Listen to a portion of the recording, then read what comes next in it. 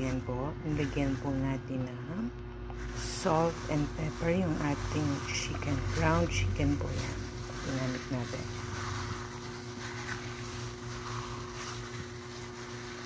Then, i-mix po natin.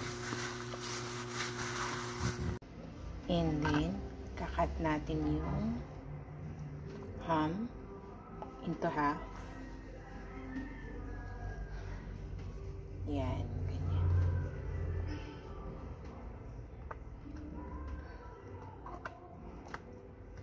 Apat na ham.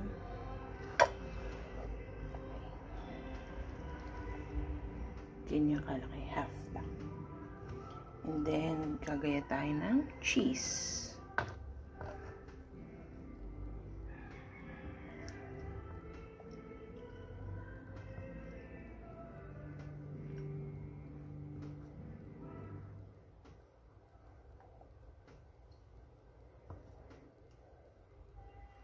Yan, ganito.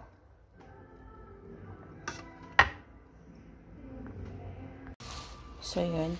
Magkakatay ng aluminum foil. Isa-isa sa gusto natin.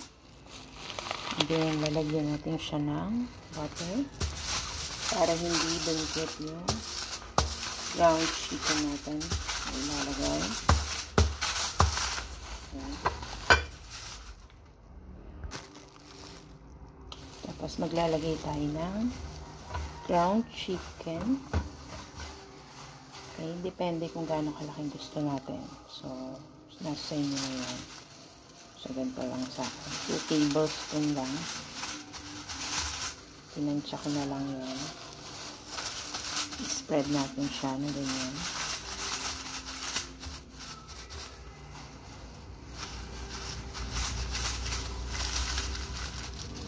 Actually, half cup na yan. Half cup. Tapos, lagay natin yung ham. And cheese. Lagyan natin siya ng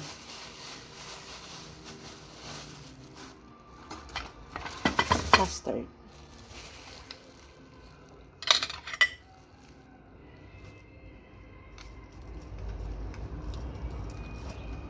So, optional po yung mustard. Basta nyo naman yan kung mahilig kayo. O, di maglagay kayo. Kung hindi, di wag. Diba? So, ayan. Balik natin. Hindi i-roll natin siya. Ayan. Yan yung cheese. Ayan. And then, i-roll po. Okay.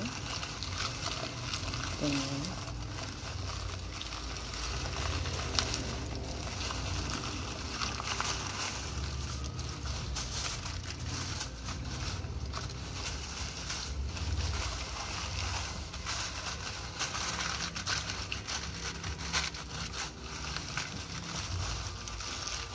So, kasi ground chicken yung ginamit natin, kaya igaganyan natin.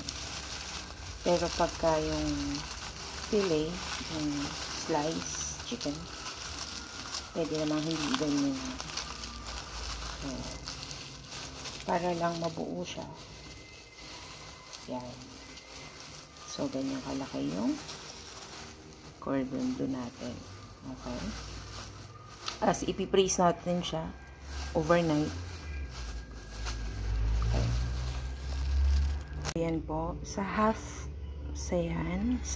kilo na ground chicken, gawa tayo ng 6 na cordon bleu.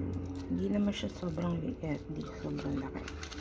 So, 4 inches yung haba niya and 2 by 1 niya.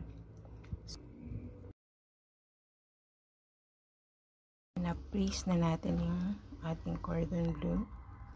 So, ngayon naman, i-coat natin siya. Isang egg, breadings with harina, at saka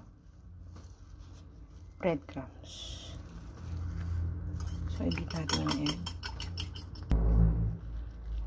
So, ayan, i-coat natin siya sa breadings. So, after natin siya ma-coat, dito naman sa egg. And then, after the egg, dito naman sa breadcrumbs. So, ayan na siya. Kaya dito, frying na po. So, ayan na siya. Coated na po. Ito siya. Deep fry.